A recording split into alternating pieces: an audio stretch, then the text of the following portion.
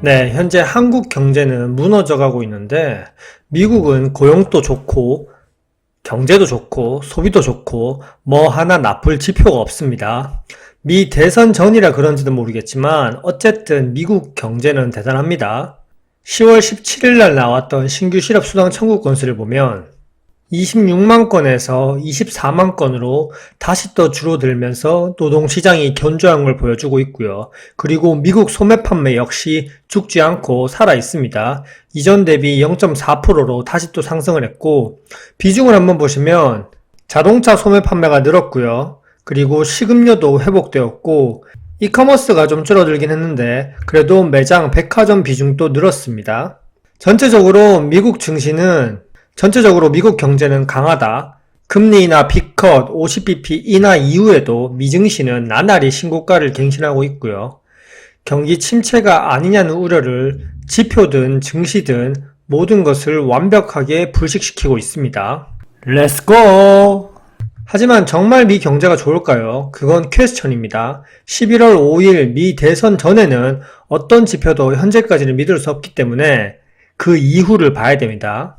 먼저 현재 미국의 신용카드 대출 연체율을 한번 보시면 좀 걱정되는 부분입니다. 아까 봤듯이 소매 판매가 늘어나고 소비가 늘어나고 있는 상황에서 기업들이 연일 돈을 잘 벌고 실질 임금이 올라가면 전혀 문제가 되지 않는 데이터인데요.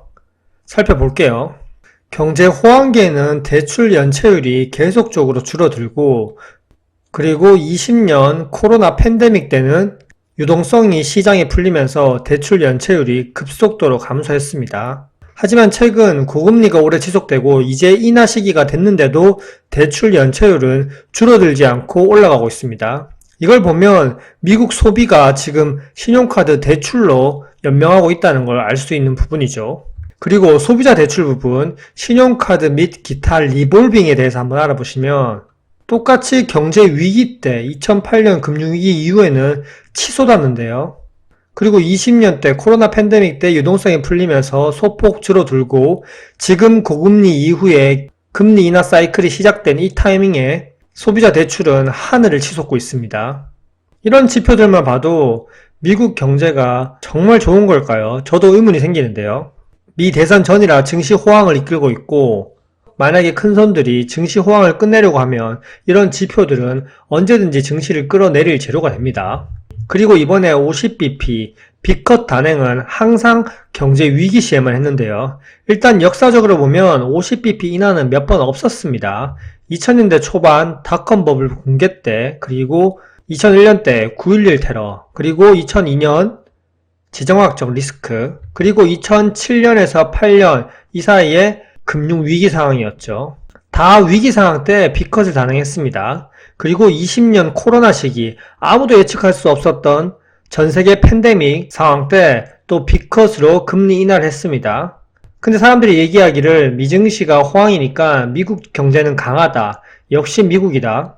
미국은 절대 무너질 일 없을 거야 라고 얘기하지만 이미 연준은 50bp B컷을 단행했습니다.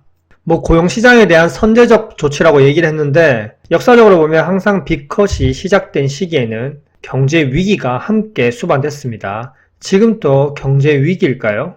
시장은 여전히 경기에 대한 의구심을 갖고 있는 상태입니다. 다행히 앞으로 있을 FOMC 회의에서는 25bp 인하 또는 동결을 얘기하고 있지만 그건 그때 돼봐야 하는 상황이고요. 만약에 50bp B컷 인하를 또 한다 그러면 경기 침체를 인정한 거나 다름없습니다.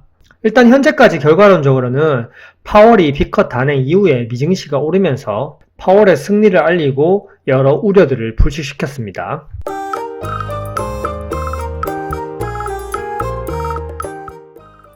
현재 이런 상황 속에서 미국은 기업들이 연일 신고가를 하고 있고 실적도 매번 어닝 서프라이즈를 기록하고 있습니다. 그러니 미 경제가 굴러가죠. 모든 돈들이 미국으로 모이고 있습니다. 미증시는 경기 침체 없이 50bp 인하를 했다는 사실, 그리고 파월이 침체 없이 인플레이션을 잡았다는 평가를 받으면서 파월의 승리를 알렸습니다. 이 승리가 진짜 승리일지는 미 대선 이후를 봐야겠지만요. 어쨌든 B컷을 단행해도 그 경기가 좋다는 미국도 5%대입니다. 하지만 한국은요, 부동산 건설사 떠받드느라고 거기 몰빵하고 환율 방어한다고 외환 보유고 뺏쓰고 그런 상황에서 3.5% 금리도 낮은데 미국 따라서 또 내려버렸습니다. 3.25%로. 한국 경제가 정말 좋지 않다고 홍보를 제대로 하고 있습니다. 현재 자영업자 폐업이 100만 명 시대, 그리고 실업자가 자영업자 1년 새 20%나 증가한 상황, 그리고 8월 서울 아파트 거래가 30% 감소, 지금 스트레스 DSR 2단계 시행하고 있죠. 그리고 주택담보대출에 대해서 규제도 계속적으로 나오고 있고요. 대출 규제 영향이 지속되고 있습니다. 그리고 경매 매물도 지속적으로 늘어나고 있고 고금리가 장기화됨에 따라 이자 부담이 증대되고 있습니다. 그러니 당연히 실질 임금이 올라가지도 못하고 내수경제는 파탄에 이르렀죠. 건설업도 작년에 재작년 모든 국민들 영끌하게 하고 정부 돈을 투입해서 막았지만 그때뿐이고요. 건설 분야도 언제 터질지 모르는 상황입니다. 미분양이 속출하고 있는 상황이고요. 일단 한국은행이 미국이 내릴 때 금리를 따라 내려버렸으니까 외국인들이 보기에 한국의 투자할 매력도가 확 떨어졌고요.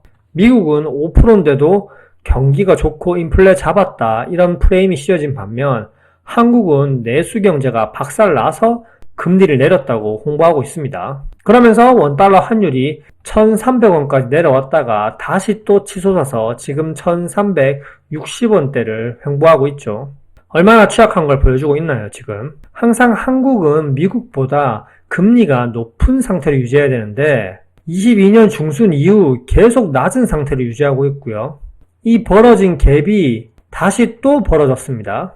지금은 한국은행이 금리를 따라서 내릴 게 아니라 미국이 금리를 내리기 시작했으니까 여기서 올리진 않더라도 금리를 동결시키면서 미국이 내려올 때까지 기다려야 되는 상황이었습니다.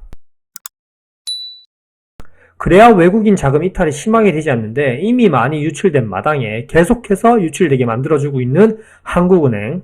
미 대선 이후에 만약에 미증시가 고점을 찍고 내려오면 글로벌 경기 침체 프레임이 씌워지면 그때 한국이 얼마나 더 심한 타격이 올지 걱정됩니다. 지금 한국은행은 철저히 부자들, 정권을 위한 은행입니다.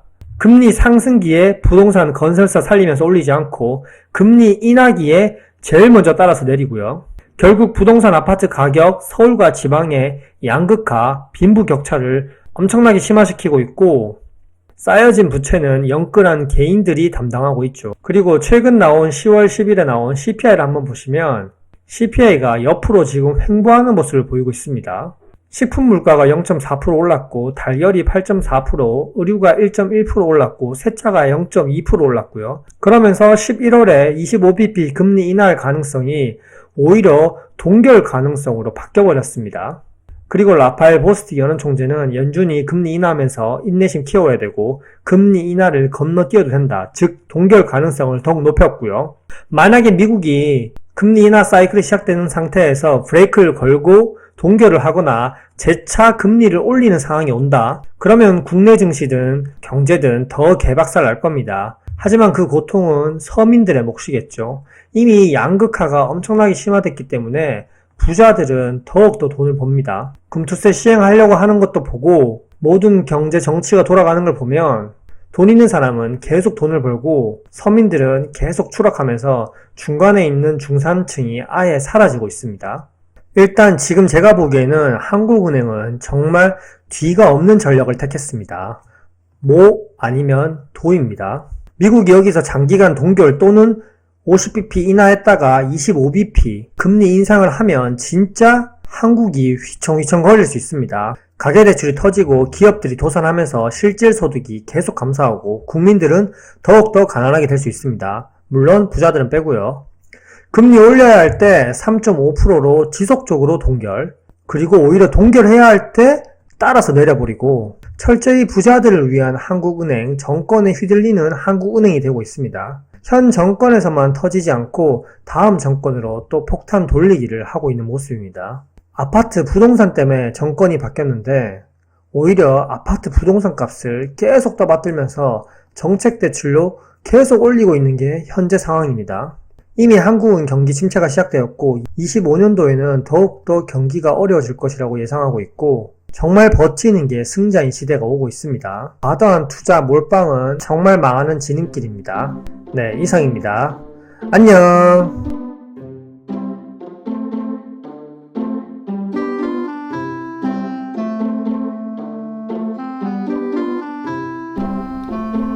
완.